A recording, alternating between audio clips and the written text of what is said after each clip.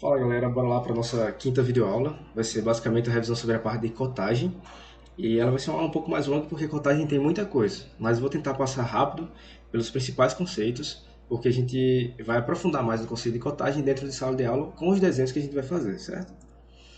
Então, basicamente, o que a gente viu de revisão até agora foi sobre representação geométrica da peça, como representar bem as vistas ortogonais. E quando a gente pensa em cotagem agora, a gente vai quantificar a representação geométrica da peça. Ou seja, dizer as dimensões dessa peça, detalhes específicos para que a pessoa que vai fazer a peça possa fazer ela com tranquilidade. Então, basicamente, cotar é muito mais do que colocar dimensões, porque ela exige vários conhecimentos, técnicas, normas, né? E eu destaco aqui o conhecimento da função da peça e do seu processo de fabricação.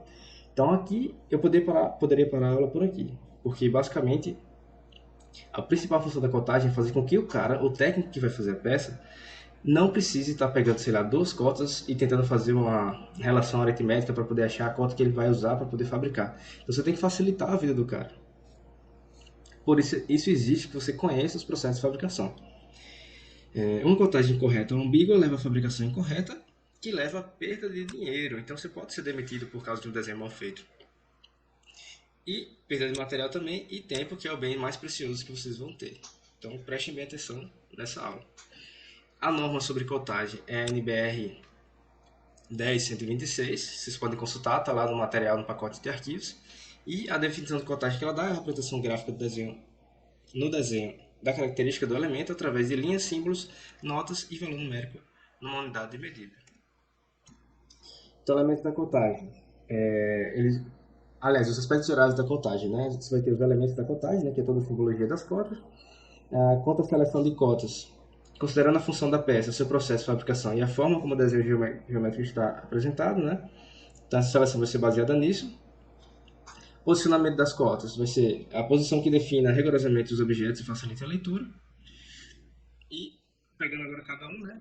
Quanto aos elementos da cotagem, a gente tem, basicamente, a linha de cota, simples, a cota em si, né? Que é o valor numérico. Nós temos uma linha auxiliar, que são feitas em linhas estreitas e contínuas. Também, tanto essa daqui é a linha estreita, quanto essa daqui é a linha estreita e contínua. E observem aqui o detalhe que a linha auxiliar ela não toca a aresta visível da peça, tá bom? Isso aqui vai, quem fizer a linha passando aqui vai ter que perder ponto, infelizmente, porque isso aqui é um detalhe importante. Senão você vai confundir a linha auxiliar com a linha referente à aresta visível, tá bom? Outro detalhe aqui, que essa seta, ela não pode passar, né? Por exemplo, eu não posso passar aqui. Ela deve estar exatamente coincidente com... Ela deve parar exatamente aqui na linha auxiliar. E percebam que se eu tiver essa cotagem aqui em cadeia, eu não posso pegar essa seta e colocar ela aqui em cima, ó. Entendeu? Elas têm que estar sempre alinhadas. As linhas de cota têm que estar sempre alinhadas quando eu estou fazendo uma cotagem em cadeia como essa daqui, tá bom? Outra coisa é que ela deve estar perpendicular aqui à aresta visível que a gente quer cotar. Sempre perpendicular. Geralmente a cota é em milímetros, então a gente não precisa, não precisa dizer aqui 20, 15 milímetros. Não precisa colocar aqui do lado. Porque geralmente aqui no Brasil a gente está utilizando o sistema internacional SI, seguindo a NBR 10126, tá bom? O que mais? Detalhe já falei. Na engenharia mecânica deve-se usar preferencialmente setas cheias e em engenharia civil a gente vai conseguir encontrar mais desenhos com traços e pontos. Mas na engenharia mecânica o que vocês vão utilizar é a seta, tá bom? Percebam que, como eu já falei, é errado a gente fazer esse espaço aqui. A seta tem que estar exatamente coincidente com a linha auxiliar. Vamos olhar esse desenho aqui. Tem três furos aqui já cotados, né? E ele tem algumas representações interessantes. Por exemplo, quando acontecer esse caso aqui de você ter uma linha auxiliar cruzando uma linha de cota ou cruzando outra linha auxiliar, a gente deve evitar ao máximo que isso aqui aconteça. Só que vai ter vezes que não é impossível você conseguir fazer representar a peça sem que haja esse cruzamento. E nesse caso aqui, se acontecer, se não conseguir evitar, pelo menos não interrompa. Ou seja, interromper seria o quê? Fazer a linha chegar aqui, fazer um salto e continuar. Não, continue, faça a linha, deixe elas se cruzarem normalmente. Outro detalhe que tem importante nessa peça é que esse furo ele está com essa linha de centro e observem que eu usei essa linha de centro para usar como linha auxiliar. Eu usei ela para cotagem. Então isso aqui é permitido, tá bom? Você pode usar ela como referência. Ela é uma linha de referência, né? Então você pode usar para cotar com ela. E não esqueçam das linhas de centro, sempre faz parte da contagem, vocês vão ter que dizer a posição desses furos. Então, essa posição vai ser baseada justamente nessas linhas de centro. Então, por favor, não esqueçam elas nos desenhos. Aqui só para representação de alguns símbolos que está na norma, né? Então, basicamente, quando você tem essa representação da peça aqui, você poderia confundir ela com um prisma retangular, não é? Mas se eu estou cotando ela aqui e estou dizendo aqui com esse símbolo que isso é um diâmetro, então eu sei que isso aqui é um eixo, tá bom? Então eu preciso, quando eu estiver cotando aqui nessa vista, perfis circulares, eu preciso dizer que você tem aqui um símbolo do diâmetro, que isso aqui é um diâmetro. Para a representação de raios, eu represento dessa forma, né, com R. Eu tenho que dizer que é o raio para diferenciar aqui do diâmetro. E quando eu tenho um perfil quadrado, por exemplo, esse daqui pode ser, deixa eu cotar aqui, não acho que ficar muito bonito, mas beleza. Esse aqui pode ser, deixa eu colocar aqui 60, tentar colocar de lado. Isso aqui é um diâmetro de 60.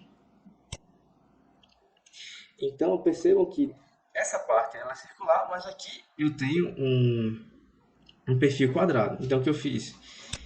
Eu passei essa cruz aqui para indicar que é um perfil quadrado e coloquei esse símbolo do quadrado. Então isso é possível também em alguns casos quando você quer evitar várias vistas excessivas. Você coloca só aqui na cota que isso aqui é um perfil quadrado. Para a esfera você pode usar o R e o ESF para dizer que é um raio esférico, então também não tem mistério. Ou o diâmetro esférico é a mesma coisa, símbolo do diâmetro, e o ESF para dizer que é esférico. Regras para cotagem. As cotas indicadas nos desenhos são sempre as cotas reais, independentemente da escala. Então gravem isso, sempre as cotas que você vai representar são as cotas reais da peça. As cotas devem estar sempre em preto. Dimensão dos caracteres adequados deve ser adequada à legibilidade, e nos programas CAD isso vai ser automático, né? Mas quando vocês estiverem desenhando à mão livre, você tem que olhar para o desenho, dependendo da folha, você tem que escolher o tamanho de fonte que seja legível, o mais legível possível, e que fique organizado também, porque se você colocar uma fonte grande demais, você não vai conseguir ajustar as cotas do jeito que você quer. Todos os elementos precisam ser cotados, ou seja, não pode ficar nada faltando, tudo tem que ser cotado. E onde eu vou posicionar a cota? Na vista que mais representar o detalhe. Por exemplo, é preferível que eu cote esse furo aqui, nessa vista, onde eu estou vendo exatamente como o furo é. E não aqui, apesar daqui ser correto, né? Porque isso aqui é um corte, eu consigo ver o furo. Mas se eu tenho essa vista aqui, no lugar de colocar a cota aqui, eu vou colocar ela aqui. Outra regra, não cruzar outras linhas se possível. Por exemplo, aqui, você conseguiria evitar esse cruzamento colocando essa cota aqui, ó, dentro da outra cota maior. Então, se por acaso vocês puderem ir daqui para cá, façam isso. Isso aqui que vocês estão observando é errado, porque você não pode usar a aresta visível da peça para cotagem. Cotas fora do contorno da peça, se possível. Então, eu devo evitar o máximo que eu, sei lá, fizesse uma cota aqui, ó. Eu cortar essa parte da peça aqui dentro. Isso aqui deve ser evitado o máximo possível. Porque se eu tenho espaço aqui fora, coloca a cota na região de fora. Agora observem que, no caso de furos, é melhor eu representar ela aqui dentro, porque geralmente os furos são internos à peça. E se eu deixar essa cota lá para fora aqui, vai ficar algo muito extenso. Geralmente isso vai acontecer com muita frequência. Então, o ideal é que, no caso de furos, eu coloque ela próxima realmente dentro da peça. Tá bom? Essa é uma exceçãozinha. Mais uma vez aqui, a cota deve estar sempre mais próxima possível do elemento cotado. Então, se eu tenho espaço na minha folha e por isso eu quiser colocar a cota lá em cima, eu vou estar errando, porque por mais que eu tenha espaço, eu quero estar o mais próximo possível da minha peça para poder ter uma informação próxima, referente a essas arestas aqui. Então isso aqui estaria errado, assim como a extensão que eu falei, né, da questão do furo no slide passado. Cada elemento só é contado uma vez. Então observem essa conta aqui, ó, na vista inferior ou superior, né, dependendo do diedro que esteja aqui, eu cotei esse 60, que é o comprimento da peça, e aqui em cima eu estava cotando de novo. Então eu devo escolher um só para representar, eu não posso repetir aqui. Cotas repetidas estão erradas, são redundantes. Posicionamento das cotas deve ser acima e paralelo. Isso aqui vocês já viram na expressão gráfica. Eu sempre devo colocar aqui acima, né? Percebam que aqui ele está totalmente inclinado. Eu sempre vou colocar à esquerda, porque lembre que você tem a folha, certo? A referência quando você olha para uma folha de desenho técnico é sempre esse canto aqui, ó. Sempre esse canto daqui. Então o cara que for virar a folha, ele vai olhar considerando essa referência e vai virar a folha para cá, ó. Por isso que ele vai ler essa cota melhor se ela ficar no canto esquerdo. Outra forma que a ISO 129 permite é você representar a cota dentro você interromper a linha de cota, né, e colocar ela aqui dentro e manter sempre na horizontal. Ó, aqui também está sempre na horizontal, apesar de estar interrompido. Então vocês podem usar qualquer uma dessas duas, desde que vocês mantenham essa representação para o desenho inteiro, tá? É importante isso. Se você escolher uma, mantenha para o desenho inteiro. Não sobrepor cotas com arestas ou linhas de eixo. Então, nesse caso aqui, ó, você tem que manter a cota próxima da peça, como a gente já viu. Só que, se você manter ela próxima, você vai ter o 43, né, aqui cortado pela linha de eixo. Mas, simplesmente coloque ele desviado e mantenha a proximidade da cota com as arestas visíveis da sua peça. Evitar linhas de cota muito extensas. Como vocês podem ver aqui, se sua peça ela tiver um comprimento muito grande esse cotado, você pode pegar e interromper ela, como vocês estão vendo aqui, ó. Esse de 300 eu estou interrompendo sempre para eu não precisar cotar inteiro. Então isso aqui é permitido, apesar de que na maioria das vezes vocês vão sempre, é preferível sempre que vocês continuem aqui a linha auxiliar até o outro lado, a não ser que seja um eixo muito extenso, enfim, uma folha muito grande, vocês podem fazer isso aqui, tá bom? Se você tiver um espaço muito curto, você pode cotar abaixo da linha de cotagem. Então, isso aqui é permitido, ó. Esse espaço aqui está muito curto, você pode passar uma linha auxiliar aqui e colocar a cota aqui embaixo, tá bom? Outra forma, quando você tem espaços curtos, é colocar a cota aqui do lado. No lugar de você colocar ela aqui, você coloca ela aqui do lado. O que mais? Outra possibilidade é você usar esses traços, ó. E se você fosse desenhar uma seta aqui nessa região e nessa região, você não ia ter espaço para o 5. Mas você pode utilizar esses dois traços, nesses casos aqui, para não ter que fazer assim, né, e colocar aqui em cima. Então fica mais organizado se usar esses traços em 45 graus. E aqui é quanto àquela questão da orientação das cotas, né? Eu gosto sempre de falar que cota ela é cotista, ou seja, sempre tende a ficar uma posição acima. Então, você vai aqui sempre acima, ó, acima, acima, acima, acima. Todos aqui estão acima, com exceção dessas duas que eu já falei, né? Que você tem a folha, e a referência para quem está olhando a folha é esse canto aqui. Então, é preferível que ele olhe as coisas nessa direção aqui. Então, por isso que ele vai colocar do lado esquerdo. Quanto à angulação, você está sempre colocando o valor do ângulo em cima da linha auxiliar. Aqui para dentro, sempre para cima. Certo? Seguindo aqui a orientação da linha auxiliar, mas sempre acima dela. Nesses casos aqui de angulação, também você pode colocar ele sempre na horizontal. É a outra possibilidade. Mas lembre que se você escolher essa representação conforme a norma ISO 129, use só ela. Cotagem de prismas de formas específicas, como por exemplo prismas retangulares. Nesse caso aqui é simples, né? Cotagem, só que percebam um detalhe. Vocês devem sempre preferir fazer uma cota que esteja na interseção, aliás, no espaço entre uma vista e a outra que tenha o mesmo diâmetro, ou desculpa, a mesma dimensão. Por exemplo, essa dimensão daqui até aqui é a mesma daqui até aqui. E no lugar de representar essa cota aqui do lado esquerdo, o mais correto é representar ela nesse lugar exatamente, justamente porque eu tenho a referência das duas peças. Se eu quiser olhar para essa peça, eu sei que ela também se refere a essa cota que está aqui na esquerda. Contagem de cilindros. Não tem mistério, né? Basicamente você vai utilizar o símbolo do diâmetro para dizer o diâmetro e o comprimento dele. E a questão dos arcos, você vai utilizar o R e a designação dos arcos do sanfona. Também não tem mistério. Furos devem ser cortados sempre com o valor do diâmetro. Qual o motivo disso?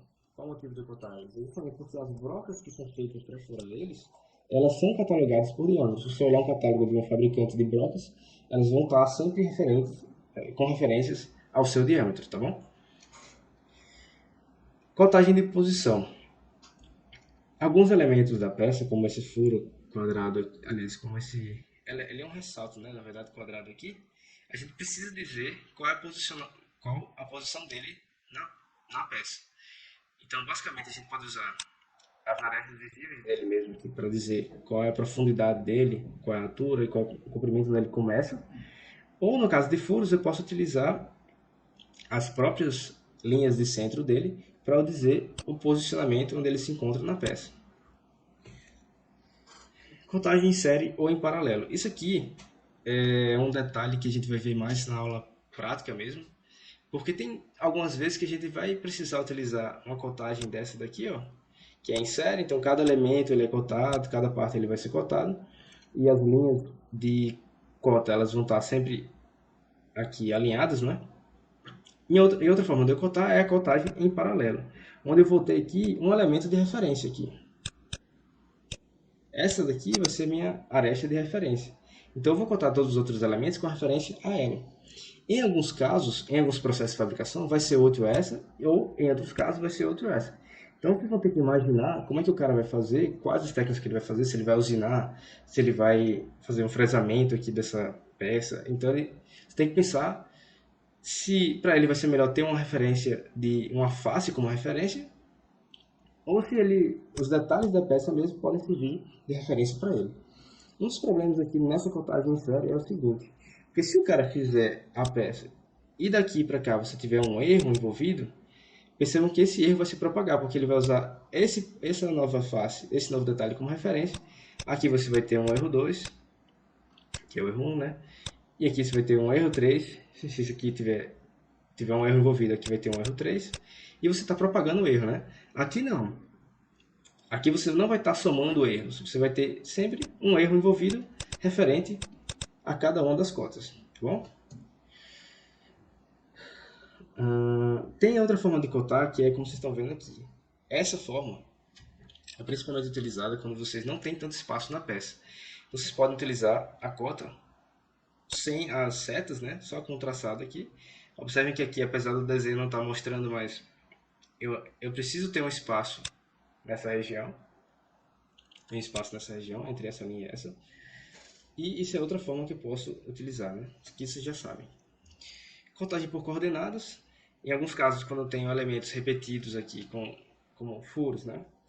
E eu tenho vários deles representados em pontos diferentes da peça, eu posso criar um sistema de coordenadas. Então eu indico aqui na peça que isso aqui é o ponto de referência 0 e vou utilizando uma cota parecida com essa daqui anterior, só que ao longo do eixo X e do eixo Y que eu estou criando no próprio desenho. Então é simples também, vocês podem utilizar, a gente vai ver alguns casos que podem utilizar isso ou não. Outra forma é simplesmente indicar o X e o Y e usar uma tabela aqui do lado, onde você vai ter os pontos em que cada um desses elementos aqui que está representados como 1, 2, 3, você vai dizer aqui do lado onde é que eles vão estar. Outro ponto sobre cotagem é que você não precisa, nesses casos aqui que você tem elementos equidistantes, você não precisa sair cortando um por um. Você pode simplesmente dizer o número de vezes que ele se repete, que é 5 vezes, e, ou seja, aqui eu estou dizendo que essa conta de 18, que é a distância entre um furo e o outro, ela vai se repetir 5 vezes, totalizando 90.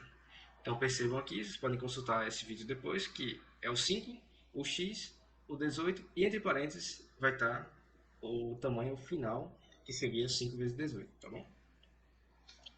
Em alguns casos, para melhorar a compreensão, eu posso simplesmente cotar uma vez.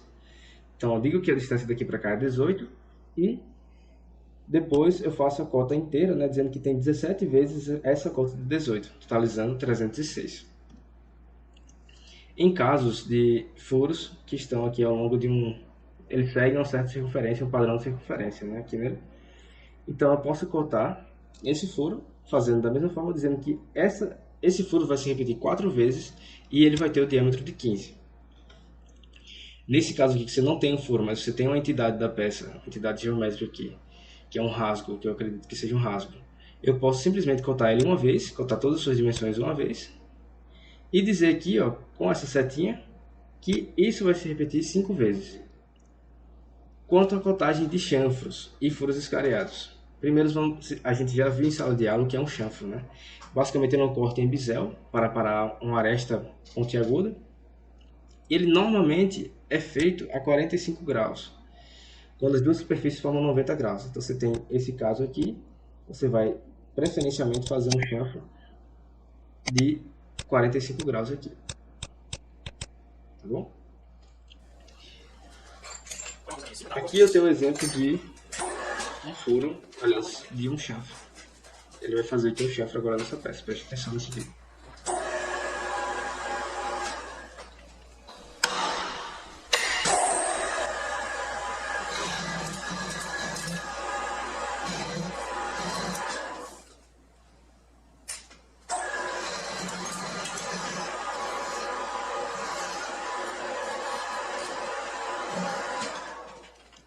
Viram aqui nessa parte final, exatamente o que ele faz? Ele tinha essa superfície pontiaguda, ele pegou e passou um chanfro aqui de 45 graus. E o que é um furo escariado? O furo escariado ele vai ser basicamente um furo que vai ficar em formato de cone, que vai ser utilizado para que o parafuso ele encaixe nesse local e não fique passando da superfície da peça. Para a contagem de chanfros, a gente pode contar de duas formas. Assim, né, dizendo simplesmente a altura do chanfro e a angulação dele. E em casos específicos que o ângulo é de 45 graus, eu posso fazer simplesmente a contagem aqui nesse sentido e representar o 2 vezes 45, que vai significar isso aqui vai ser a altura, e o 45 seria esse ângulo aqui, certo? Para ângulos de 45 eu não preciso estar repetindo essa informação, então eu posso representar numa cotagem só toda a representação do chanfro. Nesse caso aqui também, ó, só um outro exemplo. Para a contagem de furos escariados, a gente vai ter aqui a possibilidade de contar a dimensão maior, a dimensão externa do cone, que no caso aqui é um diâmetro de 14, e o ângulo que esse furo escariado tem, no caso aqui 90 graus. Outra opção é fazer que nem o chanfro, né? Contar a altura desse furo, ou seja, até quanto ele entra aqui na peça, e o ângulo, que é de 90 graus aqui nesse caso aqui também. Contagem de vistas parciais e interrompidas. Lembre-se que quando eu tenho essas vistas interrompidas aqui, ou nesse caso aqui, a cota, como eu disse antes, ela vai ter sempre que representar o valor real da peça. Então, mesmo que aqui esteja cortado, eu não vou cortar a minha cota. Eu vou deixar ela como está e representar normalmente o valor real dela. Certo? Por mais que na peça, por mais que a peça no desenho não esteja no tamanho 60, porque ela vai estar cortada e reduzida, né? Mas a gente mantém a cota assim.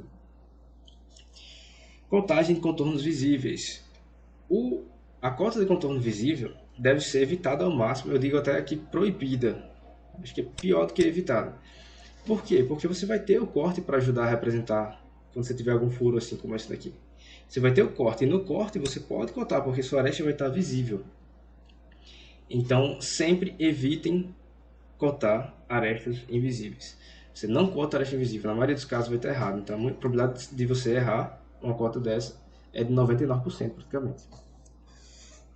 E a gente fica por aqui. Eu passei rápido em alguns pontos. Em sala de aula, vocês podem falar comigo, como eu já falei. E é preferível que vocês anotem, tirem essas dúvidas, porque eu vou continuar com a parte prática. Então, se vocês tiverem dúvida e não falarem comigo, eu vou achar que vocês estão sabendo, beleza? Então é isso aí.